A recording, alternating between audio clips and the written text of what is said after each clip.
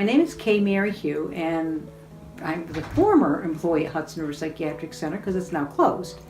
I went to Hudson River in 1966, worked there for many, many years in many different positions, and actually retired out of the state at Middletown, but spent many, many years at Hudson River. My name is James Regan. I have a PhD in clinical psychology. At HRPC, that's Hudson River Psychiatric Center, I was the director of the hospital for about 10 years. HRPC, from a historical point of view, the very first state hospital in New York is Utica Asylum for the Insane. And the key word there is asylum. Asylum, as you know, is a place of refuge where you can go and be safe. Typically, churches, for instance, are asylums. Individuals can go there. The second hospital, which actually probably started before Hudson River, is Gowanda, and they were initially called the State Hospital. The third, in the 1870s, was Hudson River Hospital. So it's the first psychiatric hospital to use the word hospital. And hospital is different than asylum. Asylum is a place of refuge. A hospital, as you know, is a place where you go to get better. And Hudson River has always had that as one of their mission aspects. They're a hospital. They do interventions that help people get better. So I think that's probably very unique about Hudson River is they maintain that, and they were on the forefront of lots of different types of interventions, all designed to help people reduce the length of stay and get better. When I went to Hudson River in 1966, we wore uniforms. We wore nurses' caps because I was a nurse. Oh, I'd say 1980s when they went into street clothes, which was a big change, because they felt that would be more conducive to the normalization of patients in the hospital, to see people in street clothes and treated as more or less day-to-day, not equals, but you'd be accepted more than if you're in a white jacket. We learned different skills and we learned different therapies, and we learned ways that we could help the patient. And we kind of had the answers, and we gave the answers to patients. But about 15 years ago, there was advocacy groups that began to take hold. And these advocacy groups basically said that patients have to take responsibility for their illness, and then they're more in charge of what they do with their illness. And that's a very significant shift from telling somebody what to do to listening to somebody who takes responsibility and then say to that person, well, we have different types of therapies, what might you be interested in? And then the patient chooses the therapy rather than us telling them what to do. So hopefully you can see the shift and how significant it was for us. And at that time I went in, they were still using the electric shock treatment, which was not done as it is today. It was done without anesthesia, and they were done one after the other, and it was a very difficult treatment, but it was felt to be a treatment that would help people who are depressed. And then at that same time we started getting some more of the medication. But the Thorazines, the Mellaril, the Stelazines were being used in great quantities then.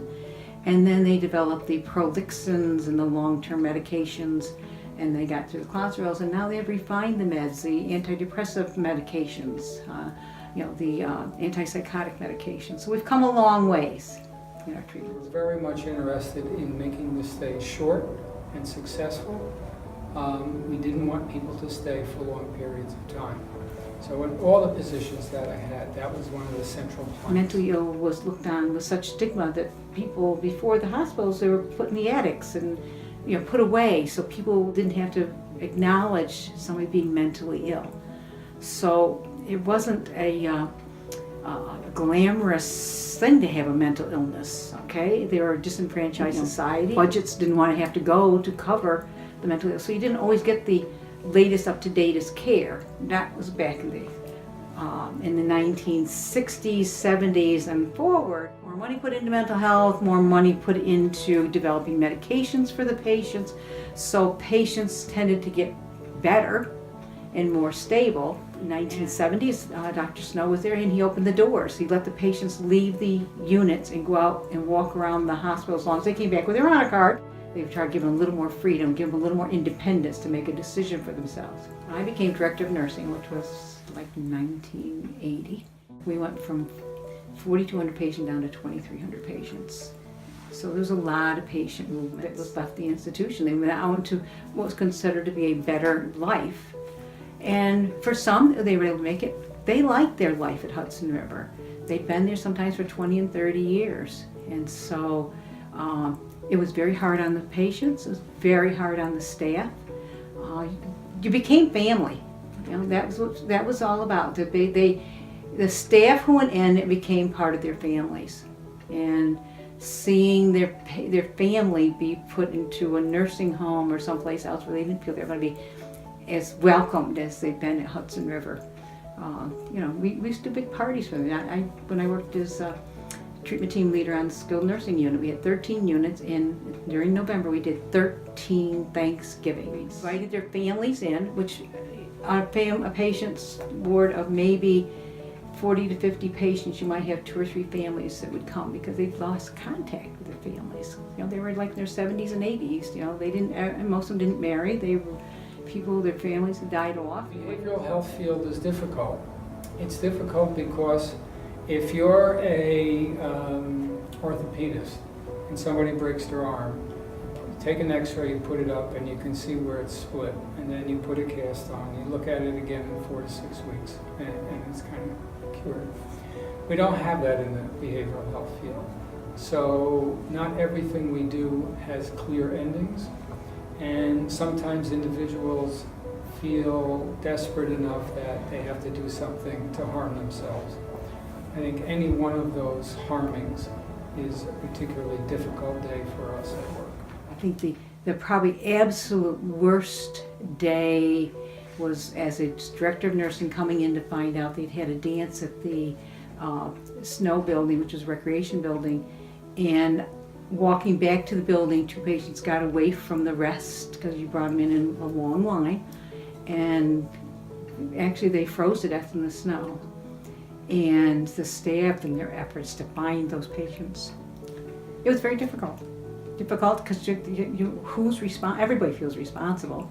You know, I wasn't on duty then, I was the director of nursing, I was home, but the next day we, of course, you do a big investigation, and you know, they had called out the police, and they had the dogs, and they had everything you could do to find them, and they had gotten over the snowbanks and were not found until the next day. Yeah, because that's tough. That's a tough one even now. One way that we could encapsulate what we do, and what I did was I took the first letter of Hudson River Psychiatric Center, HRPC, and I used the word for each of them. Healing for the H. R is for respect. P is for progress. And C is for caring. And what we did is we took everyone's kind of identification badge and we put that on there, and everybody could contribute to one of those 4 aspects. Every other Sunday I worked, and every other Sunday I would stop and I would pick up donuts at Crispy's and bring them into work so the staff and the patients who were there could have donuts and coffee in the morning. And one morning it was pouring rain, absolutely pouring rain. I wasn't going to stop. I wasn't going to stop, but the car automatically went into Crispy's to pick up some donuts. So I took them in, and later on I was doing some stuff in the office, and one of the patients comes down and he's got donut powder, the white powder, all over his face and down his front. And he said, I haven't had a donut in 35 years that I've been here. And I can still to this day remember seeing him with that big face and all the powder. So that was a wonderful day. Interesting thing, I've worked for 46 years. I never woke up and didn't want to go to work. So that to me is kind of like an amazing thing. It was a community. It was actually a self-sustaining community when you when it first started. You had your farms and your animals, and you had your own tailor shop and your shoe shop. They made their own shoes. They made their own furniture. Institutions were in smaller communities in upstate New York, and people came and worked in those institutions and made lives as people. That they actually banded together and they took care of the patients, and it became very sad when we saw that the services for the mentally ill have become more fractured. We don't take good care of our mentally ill in many respects like we used to. It's an underserved population because not everybody because they don't know how sick they are. They don't know how to reach out and get what they need. And when they get on meds, they'll tell you the meds make their head feel fuzzy, so they don't want to stay on their meds. So when they're feeling better, they want off the meds. So they go off the meds and they cycle back and become sick again. And it's a very difficult road that they walk, and they need somebody to help them walk. And families suffer if they don't understand the mental illness. Sometimes it's generational from one generation to another.